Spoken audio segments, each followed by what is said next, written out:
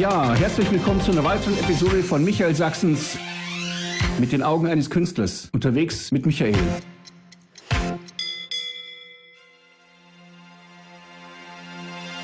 Schau dir diesen Schatten an. Der ist nicht schwarz. Ja, ich bin wieder mal unterwegs. Mit offenen Augen. Klar, wenn ich jetzt meine Augen nicht öffnen würde, würde ich wahrscheinlich jede Menge blaue Flecken haben.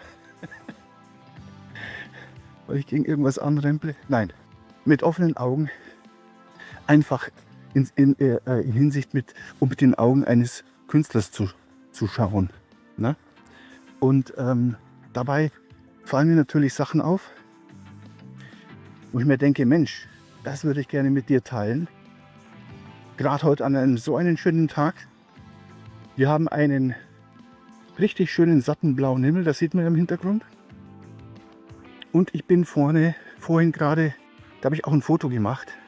Vielleicht sieht man das noch mal ein bisschen so im Hintergrund. Kann man das noch sehen? Jetzt bin ich schon ein bisschen zu weit gegangen wahrscheinlich. Ein Gehweg mit rötlichen Klinkersteinen. Und was mir da sofort aufgefallen ist, dass die Schattenfarben, das war so ein richtig sattes, tiefes Lila. Und da habe ich mir gedacht, aha, das möchte ich euch weitergeben. Denn wie kommen denn Schattenfarben zustande überhaupt? Schau mal hier, dieser Schattenverlauf am Baum, hier über diesen Gehweg. Schatten ist ja erst einmal die Abwesenheit von Licht, von direkter Lichteinstrahlung, in dem Fall die Sonne, die ja auch nicht weiß leuchtet, sondern eher gelblich. Und Schatten wird natürlich im Freien auch beeinflusst von den ganzen reflektierenden Lichtern. So, das ist jetzt alles so Thema ein bisschen Farblehre. Es geht so ein bisschen ins Thema Farblehre, wie sich die Farben zusammenmischen. Ne? Das werden wir nochmal gezielt, da gehe ich schon mal nochmal drauf ein, Thema Farbenlehre. Ne? Warum, wie, was, wo zusammenwirkt.